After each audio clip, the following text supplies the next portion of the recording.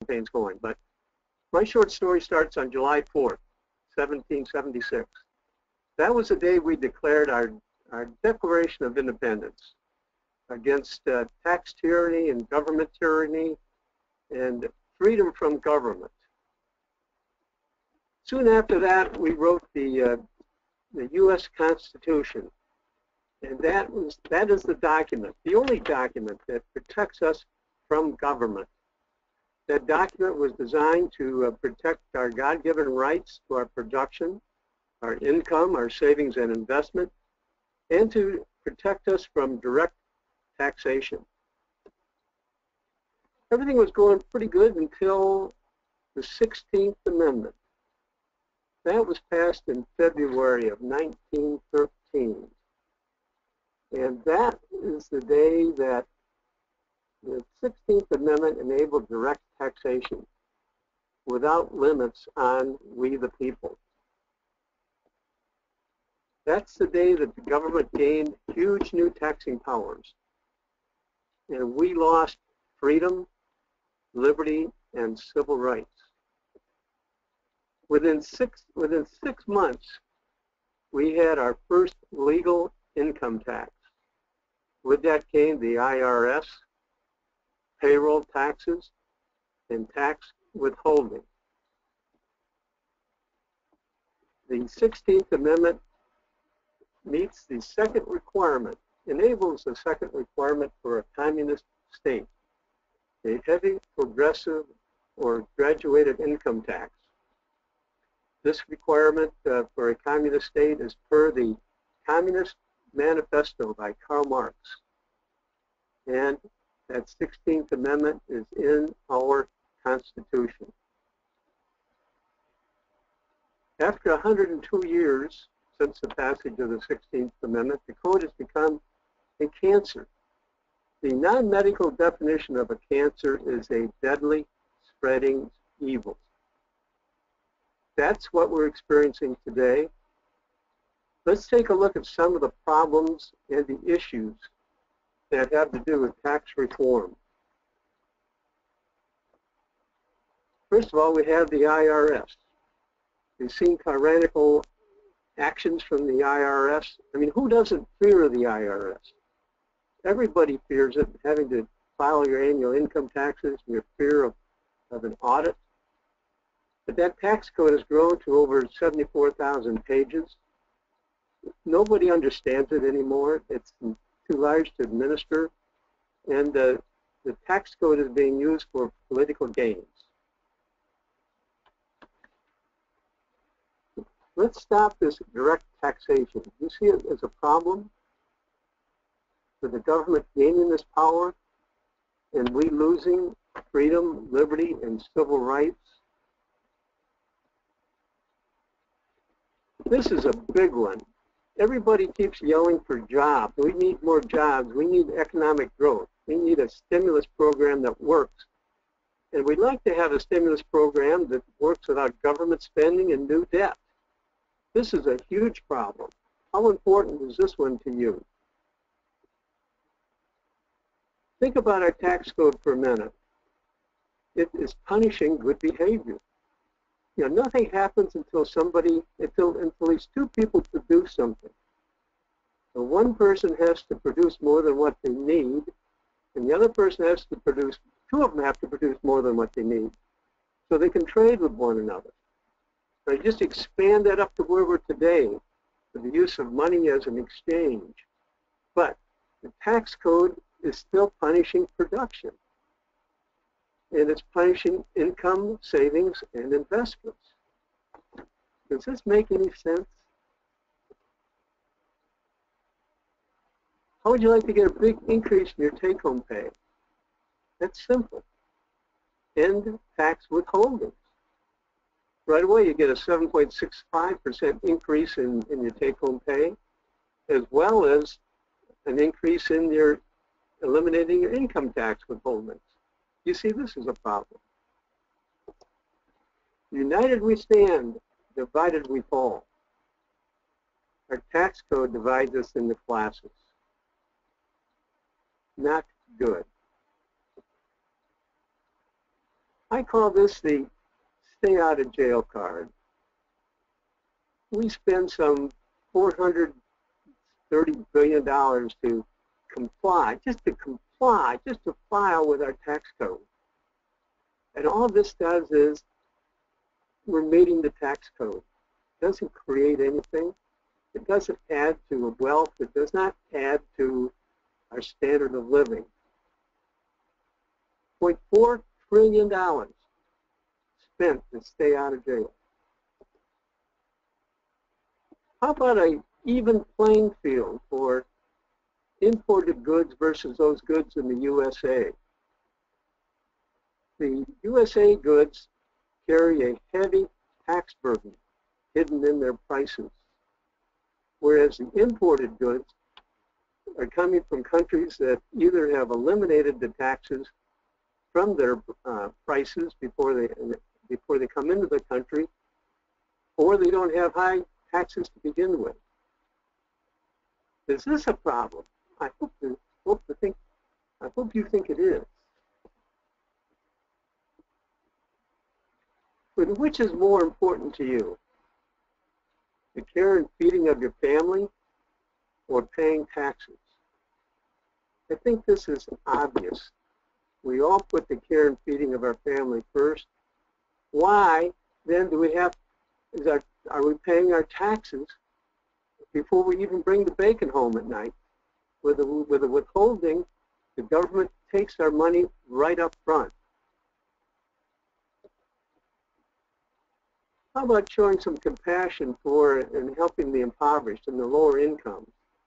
This would be done with a nice jobs creation program and perhaps some kind of a refund, a tax refund that helps the impoverished and the lower income the most.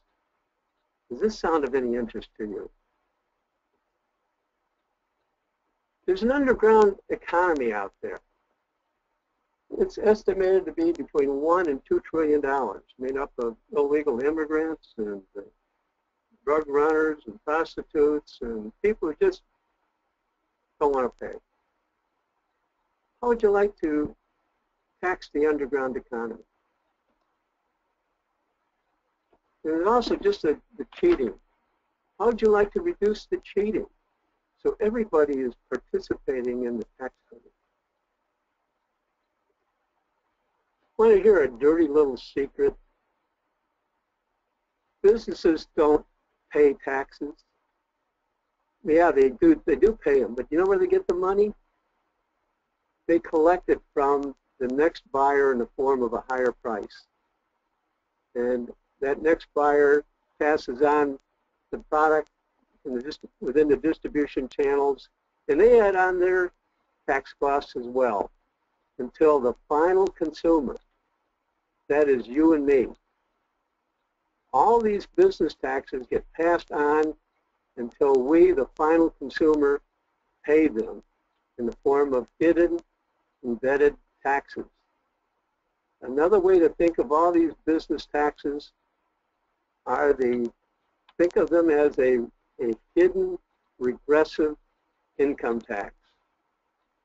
How would you like to eliminate some 22 cents per dollar of hidden taxes that only raise prices? I'll talk about this issue a little bit later on in the presentation. You know what the big commodity in Washington, D.C. is? They're into selling the tax code. How else do you suppose our tax code has gotten to 74,000 pages with accelerated growth?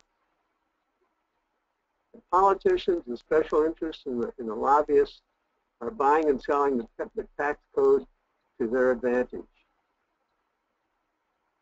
Not only that, but the tax code drives out jobs, companies, and capital from our economy. At the same time, it discourages jobs, companies, and capital from coming into our economy. I just covered this slide a moment ago when I talked about reducing the taxing power of the lobbyists, the politicians, and the special interest groups. To go on just a little bit more, do you think that we'd get a different kind of politician if they weren't able to buy and sell the tax code? And do you realize that the lobbyists, tax lobbyists, make up half of the total lobbyist population? And there's some 32 registered tax lobbyists for every elected official in Congress or in Washington, D.C. That includes the House, the Senate, the President, and the Vice President. 537 elected officials. I've shown you a lot of problems.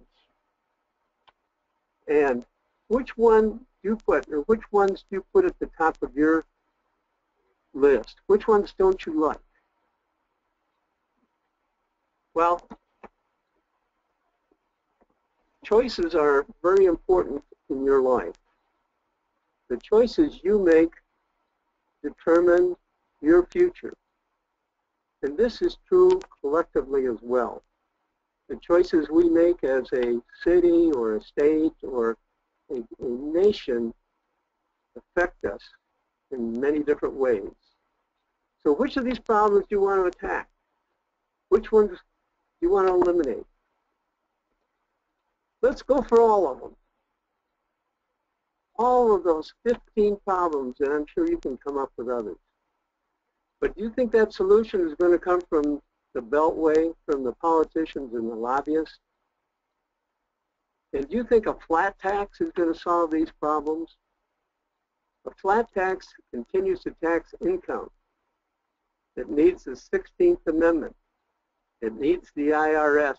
It needs direct taxation, payroll taxes, and tax withholding. That's not a solution. The solution came from private citizens. They invested some $22 million of their own funds into research and study and focus groups. They hired some of the best economists in the world and think tanks to do the research. From MIT, Harvard, the Cato Institute, Heritage Foundation, Boston University. They came up with a solution. And it starts with moving the tax base from production, from income, savings, and investments, to a tax base on consumption. That solution is called the FairTax, and it is a bill, H.R. 25 for the House bill and S. 155 for the Senate bill. It is one tax, a progressive sales consumption tax system on all new goods and services and not on used goods. The FairTax plan is one tax on all new goods and services at 23 cents per dollar. That works out to 23% inclusive if it's included in the price of the good, or at 30 cents if it is added on to the price of the good. The FairTax bill is only 131 pages long. It's double-spaced. You can find it on the internet. Just search H.R. 25 if you want to read it. It replaces some 74,000 pages of tax code and regulations, but yet it's designed to collect the same amount of total tax revenues. The FairTax, first of all, eliminates a whole bunch of taxes. It eliminates the income taxes for both us individually and businesses and corporations. It eliminates the gift tax, estate tax, better known as the death tax, capital gains tax, the alternative minimum tax, the payroll taxes, Social Security and Medicare, as well as the self-employment tax. The tax plan also includes a monthly tax refund called a prebate, and I'll get into this in greater detail later on. It eliminates some 22 cents per dollar of hidden embedded taxes. Disposable income, your take-home pay greatly increases when you eliminate the tax withholding and you add in the prebate. The systems and processes are in place now with the states collecting the FairTax and Social Security managing the prebate. Now let's take a look at the prebate in greater detail. The prebate will untax the legal residents up to subsistence level spending with a monthly tax rebate or refund. We call it a prebate as we receive it at the beginning of the month instead of at the end of the month.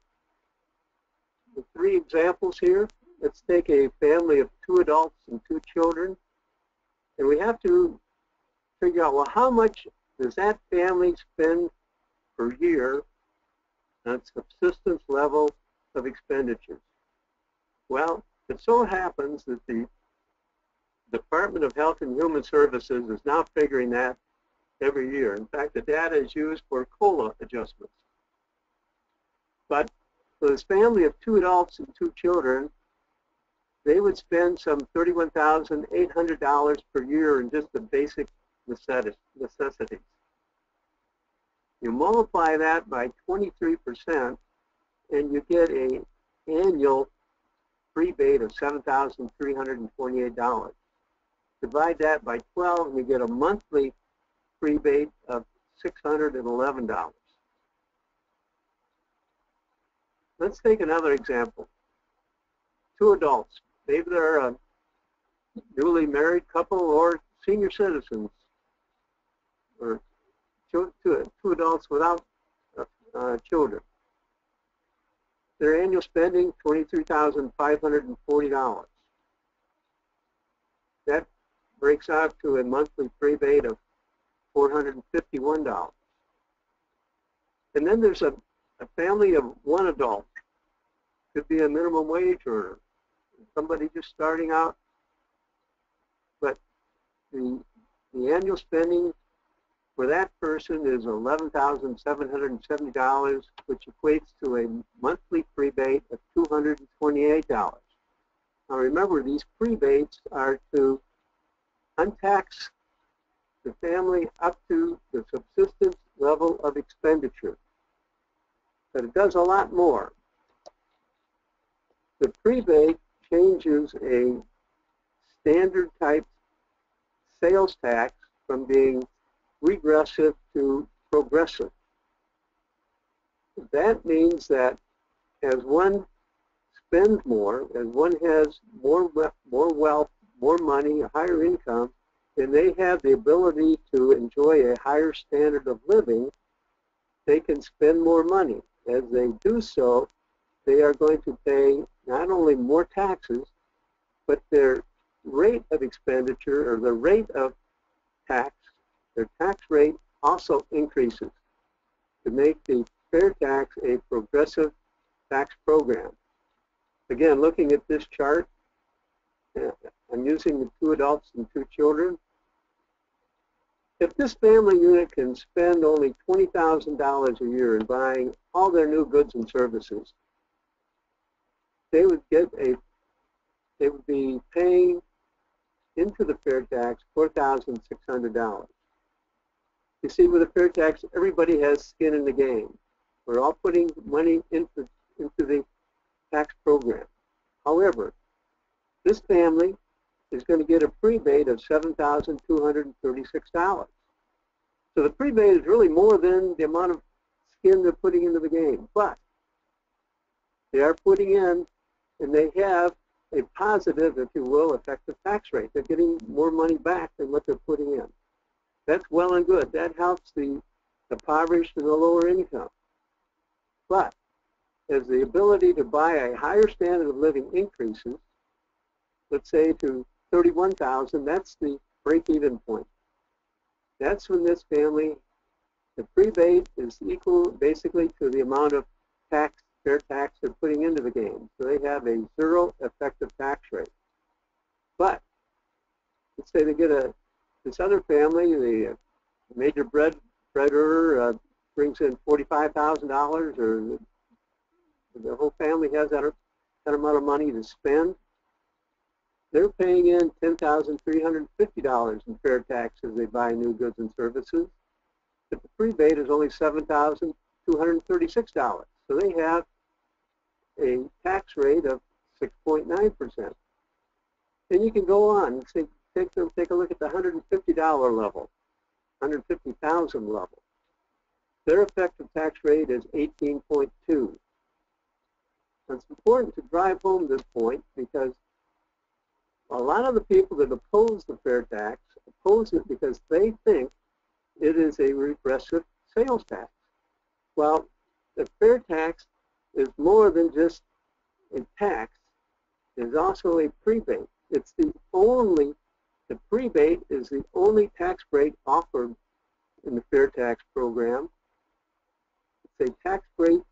It's a tax break that helps most the impoverished and the lower income, and decreases in value as your wealth and your income go up. So remember, along the way, you stop paying all these business taxes and income taxes and Social Security, Medicare. The withholding the taxes has disappeared, and you're getting this prebate to further increase your disposable income. Now, the other big issue is this thing of jobs and economic stimulus. If you were to eliminate the hidden business taxes, there's 22 cents per dollar in business taxes, businesses can now sell their products at a lower price. Competition is going to drive down the prices. So the prices go down, the world demand for U.S. goods and services go up, the U.S.A. becomes more competitive in the world market, and the U.S.A. becomes a tax-free business haven. Offshore capital flows in. We no longer have this tax code of driving jobs and businesses and capital out of our economy and discouraging it from coming in. This will be a huge stimulus to bring in new jobs and economic growth. No stimulus programs, no shovel-ready projects, no politicians picking the winners and losers and offering subsidies and tax breaks. Just change the tax code. In the fair tax study with all the research, they projected out the major economic metrics for the next 10 years if we were on the fair tax. And you can see gross domestic product increases, employment goes up, domestic investment is up, income is up, consumption is up, disposable personal income, they're all up. The fair tax has much to like for all. The fair tax is a nonpartisan program. We're a nonpartisan organization. We don't support any political party or candidate. We look for them to support the fair tax. One of the issues that we have today is this diversity, this us and them. The fair tax can be a unifier. It can bring our country back together again. I encourage you to become a supporter. With that, I'd like to stop and see if there are any questions.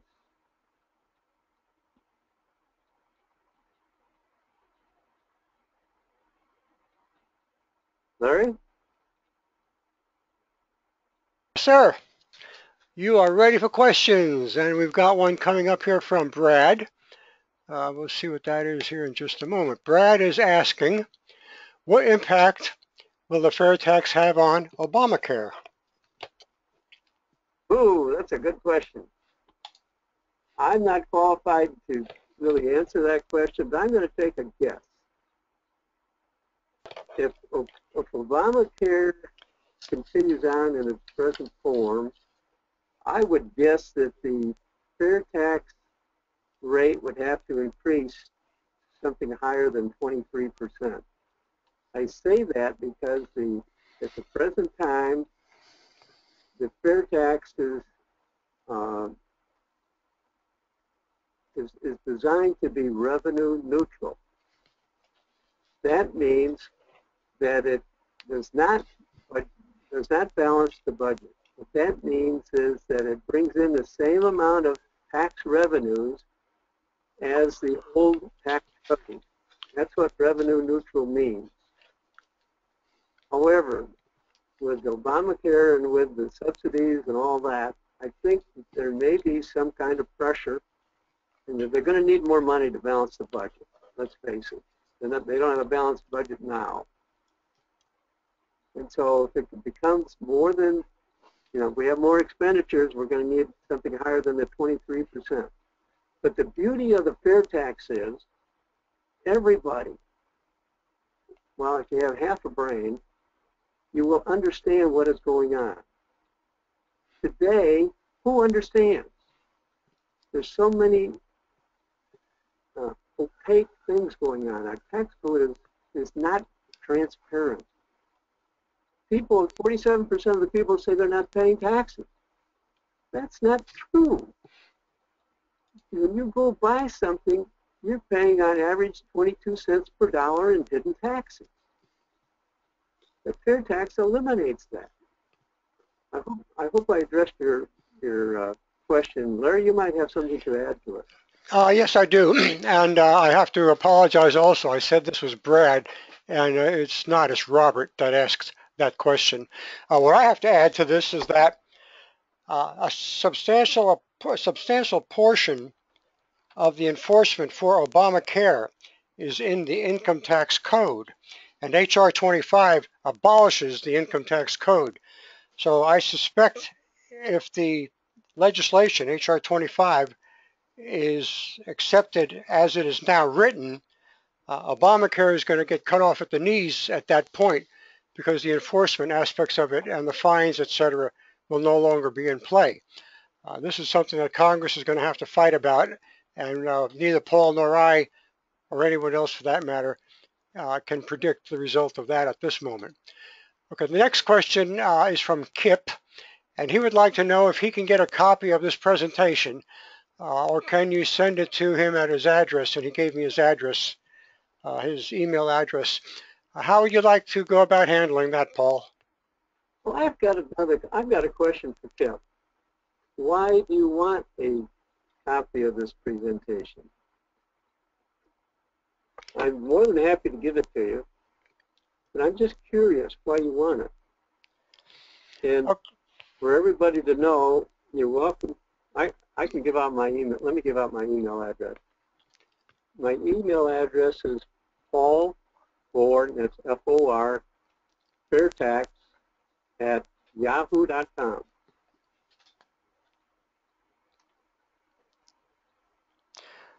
Okay, so Kip, if you'll send Paul a quick email, he'll get your address that way. Just ask him, please send me a copy of your presentation, and he'll make that an attachment to a reply to you. Okay, Kip? And thank you so much for participating with us tonight. Kip, also, I noticed your audio is not connected. Did you do that on purpose, or have you not figured out how to check that out on the Citrix GoToWebinar facility? There is an audio check function there available to you if you can find it. Okay, next question is, this one is from Brad, and he is saying business-to-business purchases are non-taxed, correct, Paul? That is correct. That's what makes our export products so much less expensive than they are today. That all of the embedded costs are gone, and with that in place, the export price is much lower than it was under the income tax.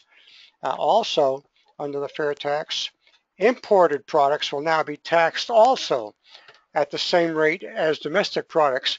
So it really puts us on an even playing field with our international competition. That one element in and of itself will increase the production for companies who are exporting products to other countries. And that increase in production is going to ultimately require an increase in personnel. So we've got a nice job creation after side effect of the lowering of the taxes on export products. Thanks for that question, Brad. Next is Ken, and Ken is asking, what about Rand Paul's fair and flat tax proposal?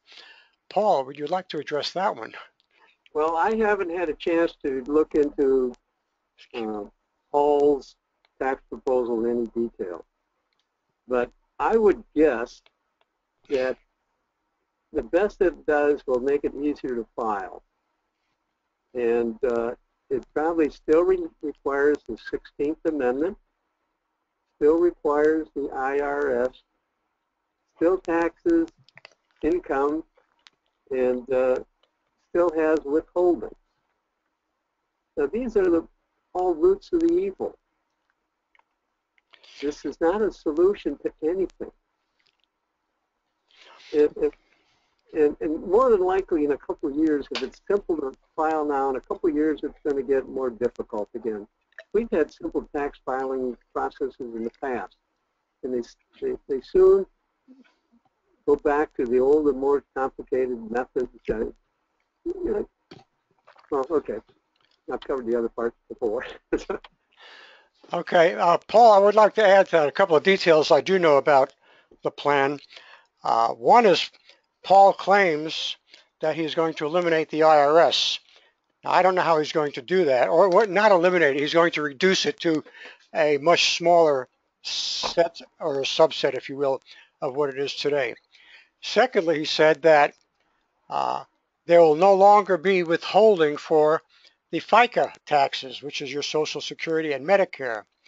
It doesn't say what's going to replace that. His 14.5% flat rate on individuals and on businesses is all he is proposing as far as a tax value, tax rate goes. So I can't see how it's even going to be revenue neutral to what the government is collecting today under the income tax system. Although it may be, since he is eliminating all of the deductions that are now available. He's wiping out everything except home mortgage interest deduction and charitable giving deduction. So with all of those deductions gone, it may make up the difference in the tax rate. I don't know. He doesn't refer to any research that's been done to prove his points, and all he's doing at this time is giving a bunch of highlights. He is literally selling some sizzle, but he hasn't offered any meat to back it up. So don't know where that's going to go. Now, regarding the withholding tax, the withholding of FICA taxes, if the individual worker, the wage earner, is not going to be having that deducted from his paycheck, where is it going to come from? I am guessing, and this is, I hate to do this, but I'm going to guess that he's going to put that burden fully on the corporation, on the employer, corporation, LLC, whatever the case might be. And whether he does or not, one thing that we can count on for sure is that the 14.5% business tax is going to be added to the cost of anything that goes through the supply chain. So we will still be paying, in addition to the 14.5% income tax, some additional tax, which I'm going to call a sales tax, that will be buried and hidden in the price of goods at the cash register as we purchase them, just like they are today. Okay, so that's what I've got so far. Now, I know there's some more aspects to what Paul has offered. I have not gotten into those yet, so I'm not going to comment on what I don't really know about. Thanks for that question, Ken. Next, Kip is saying his name is Kip. I must have mispronounced it. If I did, I am sorry about that. And Kip is asking also, what's the transition plan once fair tax becomes law? Paul? Well, it's written out in the bill, and if I'm not mistaken, it goes something like this. The IRS will stay in place for about 3 years to wind down the old business.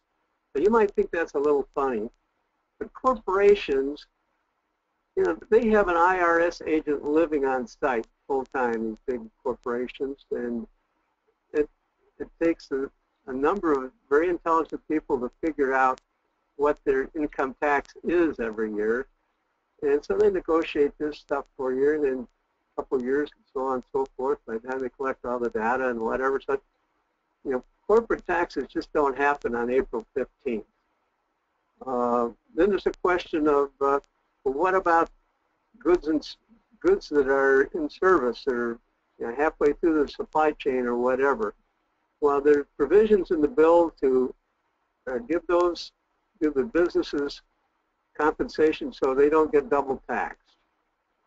And it has to do with inventories and evaluating inventory and so on. But that's basically, the bill reads at some point in time, the date will be set that this is when we convert over.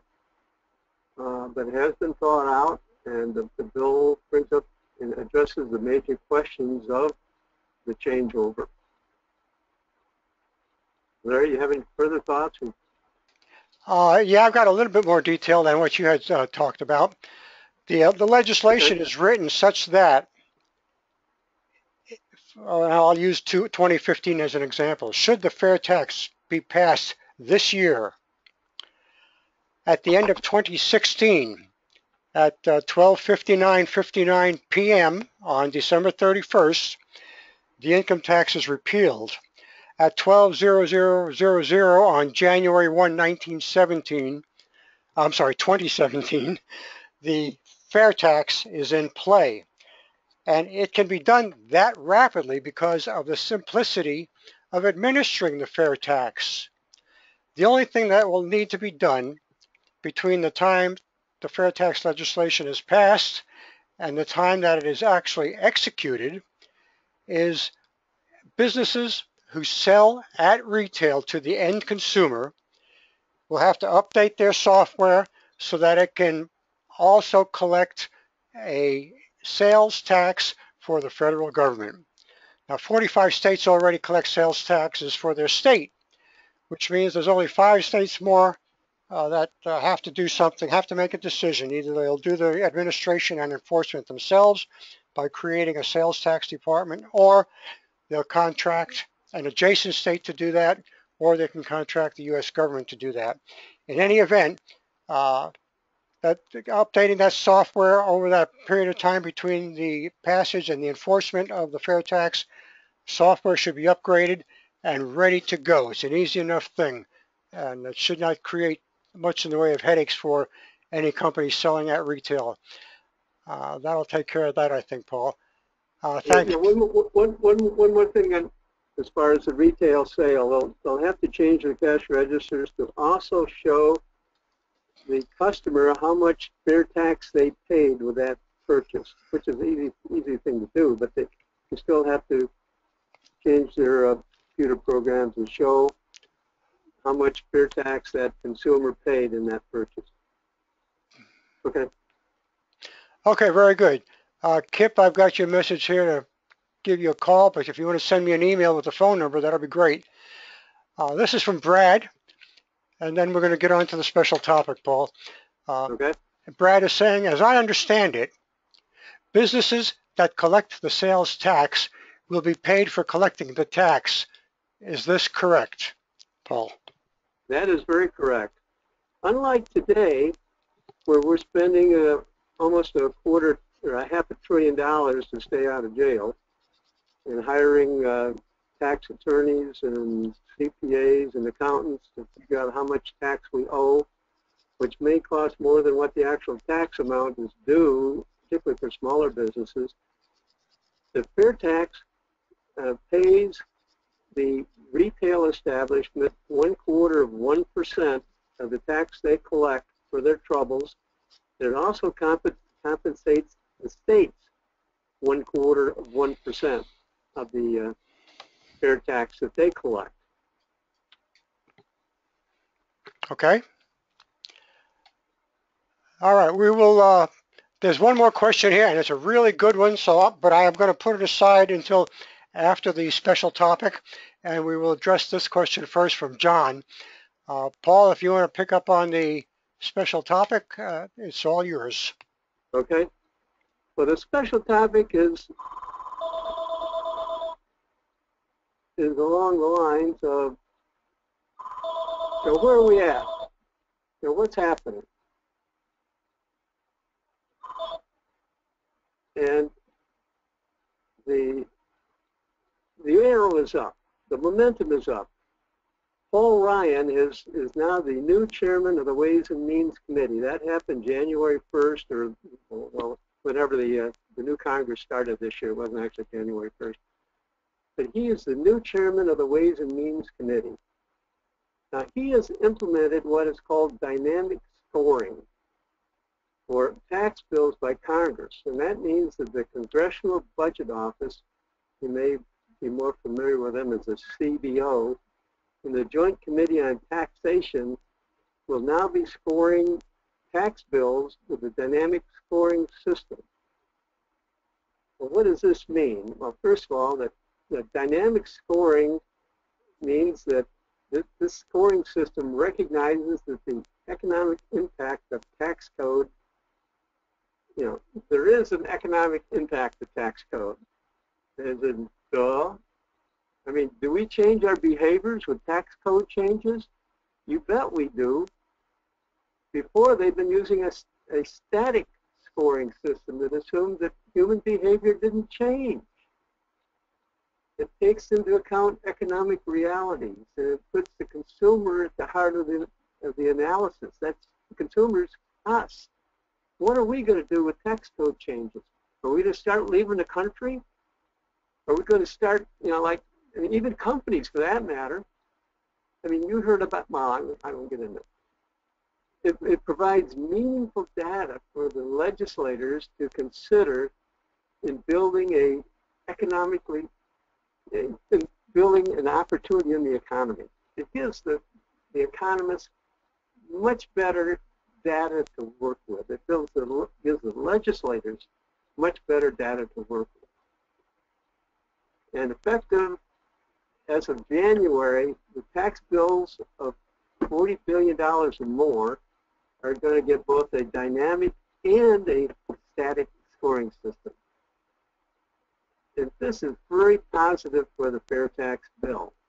The FairTax bill scored well under static, but it scores much, much better under a dynamic scoring system. With consumers and businesses having more money to allocate versus the government, it's going to stimulate the economy. There's going to be more money to stimulate the economy in good ways.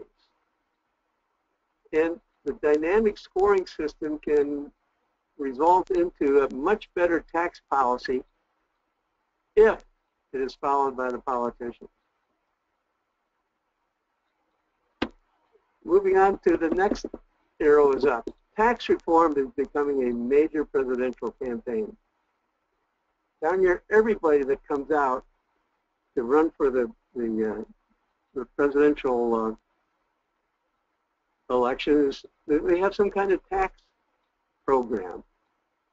Ted Cruze is a FairTax co-sponsor. He's also a senator. And Mike Haukabee, presidential candidate, is a very strong FairTax advocate. In fact, I would say that's one of the pillars of his whole campaign.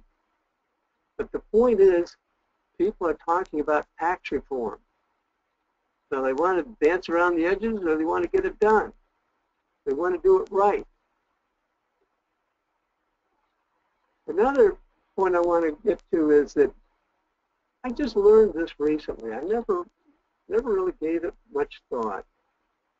But big donors, people with deep pockets in these charities and so on, they follow the little donors, particularly when it applies to a grassroots cause.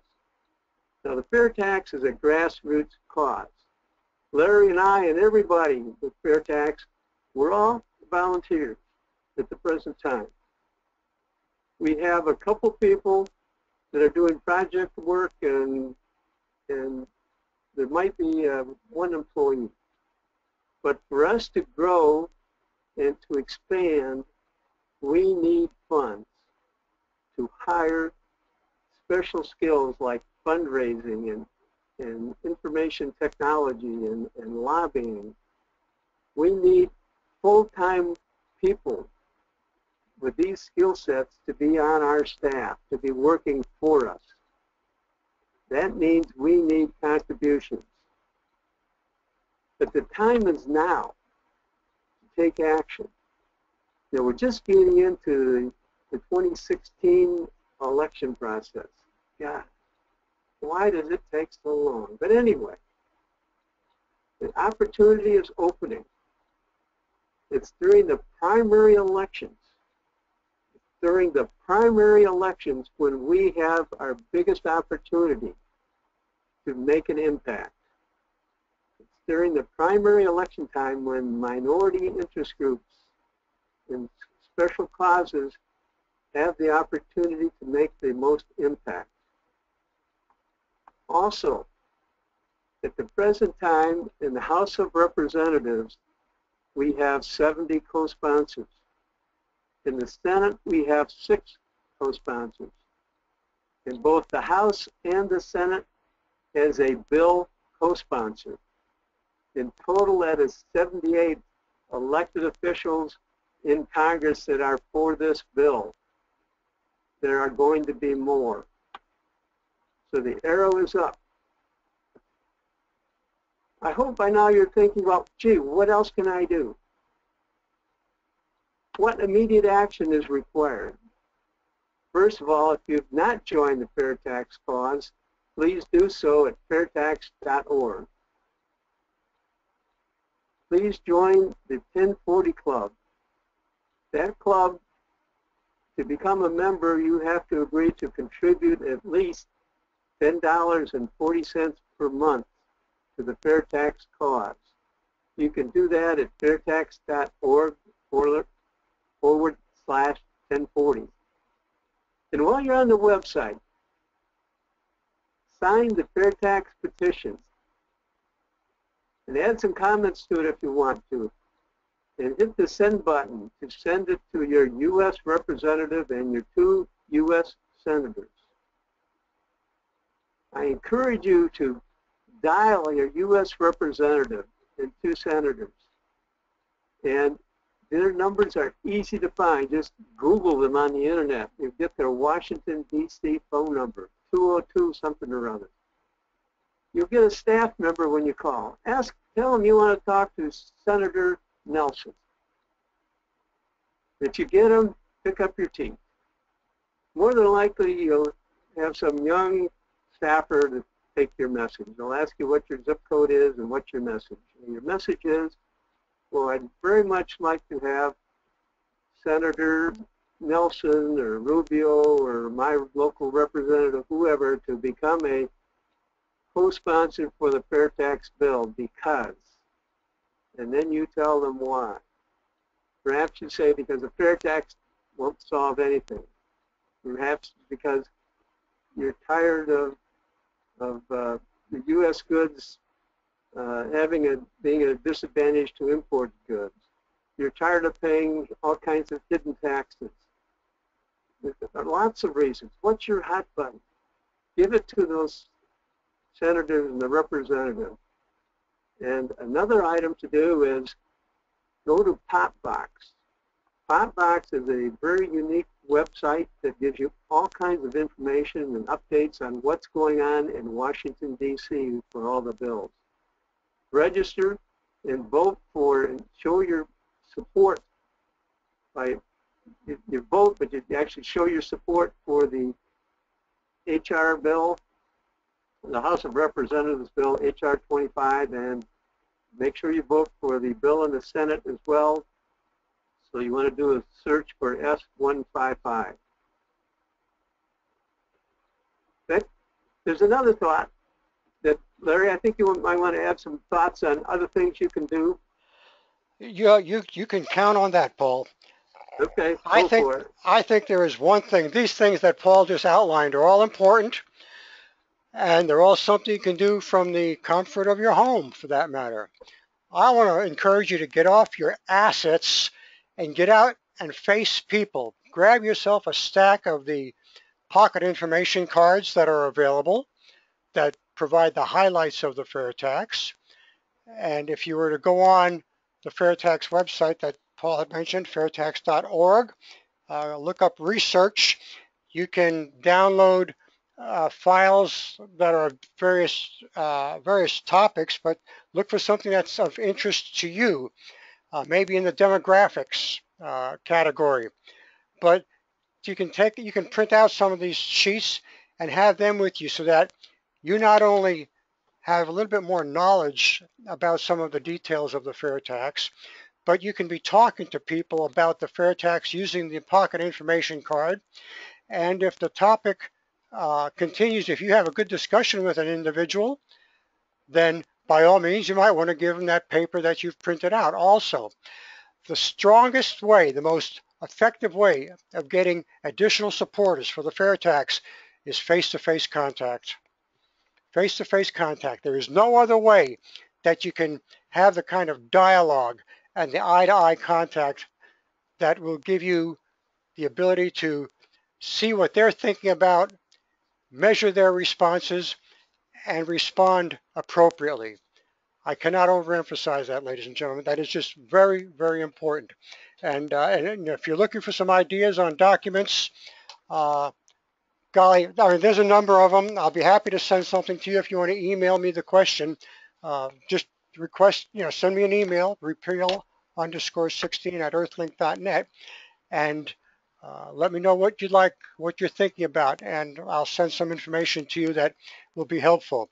There's one document that I find very, very interesting. It's a couple of years old now, but it was not produced by the FairTax. It was produced by the Tax Foundation, and it's titled Fiscal Fact: How to Judge a Tax Plan, by a guy named William McBride.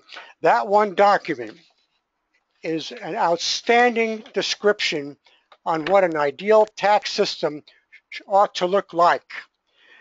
And if you understand the FairTax as you're reading this document, you'll come to the realization, my gosh, the FairTax does everything this guy is talking about.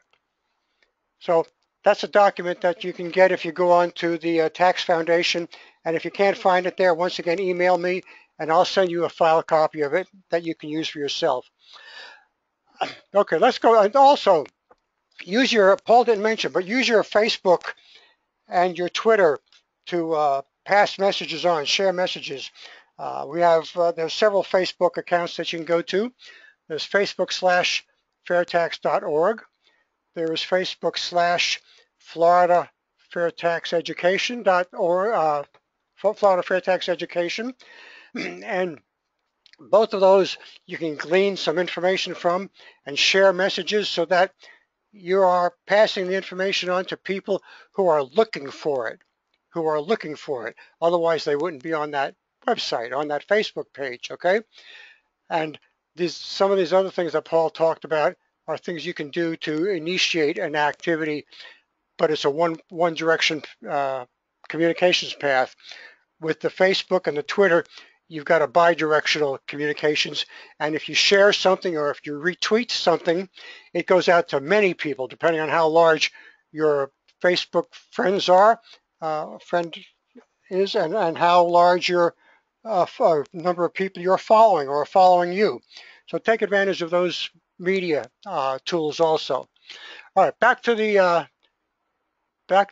questions. We're going to go with John here because he has a really neat question. Paul, listen up. Okay. Isn't the 22 cents per dollar not simply in taxes? If it was, then you would only be adding 1% and nothing would change. Doesn't it come from compliance costs? Also, won't revenue increase over time as companies move to the USA? So that's a multi-part question. Paul, the first part, I'm not sure I understand really what John is asking. Isn't the 22 cents per dollar not simply in taxes? No, I think, no, let me talk about this subject. I think I understand what John is saying. Yes, with the elimination of the fair tax, the company is going to save more than 22 cents per dollar because a lot of his compliance costs go away as well. I mean, you might be able to put a couple employees, take them off of tax work and put those types of resources into some other work. I mean, so yeah, there's more savings, and there are economic loss advantages as well. When you're spending less time trying to figure out how to game the tax code, you're spending more time how to take care of your stakeholders, as in your customers, and working with your suppliers and your stockholders. That 22 cents per dollar is the amount of taxes on average. Now, it varies by industry, particularly if it's a labor-intensive, like a service industry, the actual tax saving might be higher than that. But if it's a human resources efficient company and you don't have to hire a lot of people, then the actual tax savings might be something less than that 22 cents per dollar. So I hope I addressed your question. Oh, the other thing, with the increase in, this is kind of scary actually. Yes, if the rate stays at 23 cents per dollar, and I like to talk about, or call it 23% included in the price, as the economy grows, and yeah, there's going to be more tax revenues coming in. Exactly right, and that is in some ways a scary thought. What are the politicians going to do with this extra money that all of a sudden is coming in? Are they going to find new ways to spend it, or are they going to try to balance the budget and reduce our debt? I don't know, but with the fair tax, the whole scheme is much more visible. Is the point I want to get to. And it's easier to understand for everybody. It's easier to understand where's this money coming from. And there are three elephants in the room. One of them is tax revenues. The other one is expenditures. And you need to balance those two. They have to be equal to balance the budget. The third elephant in the room is the Federal Reserve. The fair tax addresses just one of these elephants. That is a huge fight to take in itself. Let's stay focused. Let's stay focused on, first of all, taxes. Moving the tax base from production to consumption not only moves it to a larger tax base, but it moves it to a more stable and easier to predict tax base. It takes out the peaks and the valleys that you experience in an income-based tax code. I hope I answered your question.